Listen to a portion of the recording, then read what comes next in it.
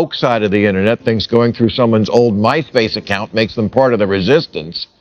It doesn't. It makes you a...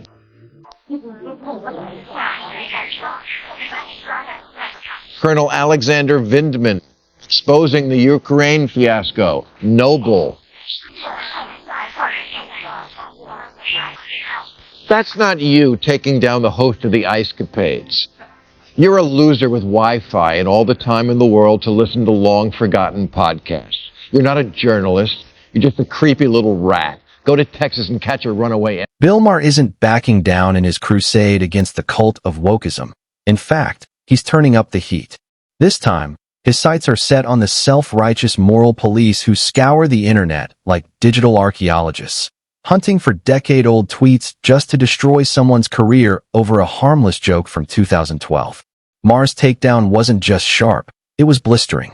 He exposed the hypocrisy, the fake outrage, and the pathetic satisfaction these online snitches get from public shaming. Buckle up, this one's hotter than a cancel mob gone rogue. It's not a bad thing. Oh, it used to be. It used to be one of the first things we taught children. Nobody liked a tattletale.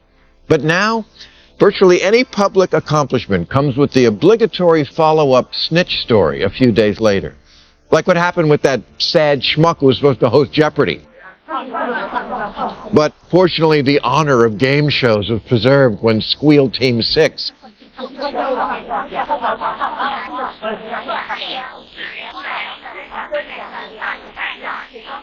went through his old podcast and found out he once used the term whatever the... I honestly don't know when this became a trend. When people who can't stand you suddenly decided to play full-time digital detectives, digging through your past just to unearth a so-called offensive tweet from 10 years ago. Somehow, this witch-hunting hobby has turned into a national sport, especially among the self-righteous woke crowd. It's no longer about justice or accountability. It's about humiliation, control, and performative virtue signaling. The result? A culture so toxic that everyone's walking on eggshells. Maher's not having it. He calls it exactly what it is. Pure hypocrisy disguised as moral virtue. And trust me, his breakdown hits hard. So sit back, relax, and let's roll the clip. We, the perfect people who have never made a mistake, we just can't let society be sullied by horrible people like you. Bye-bye. Fans of cable news will recognize the rising journalist Alexi McCammond, who was appointed editor of Teen Vogue, but then had to resign before her first day when some of her high school tweets suddenly became too much to bear. Tweets like, now Googling how to not wake up with swollen Asian eyes. And, oh, you're so gay. Exactly. If you've ever seen the kind of harmless, ancient tweets people get canceled over, you'd be shocked. We're talking about old jokes, memes, or teenage nonsense. Stuff no reasonable person would take seriously. Yet somehow, the mob twists these relics into evidence of moral corruption. It's like they're constantly hunting for their next victim, prowling through digital history with pitchforks in hand. Context doesn't matter. Intent doesn't matter. Time doesn't matter. They'll distort your words, rewrite your story, and frame you as the villain just to fuel their outrage. This isn't about accountability anymore. It's about destruction. The mob doesn't seek apologies. They seek trophies, or better yet, a scalp. Endorsed by the hierarchy of the magazine, including the senior social media manager, Christine Davitt.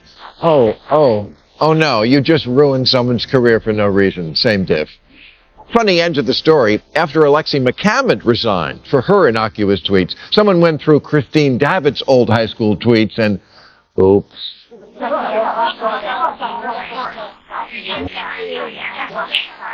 Seems she tweeted the N-word twice to a white friend in 2009.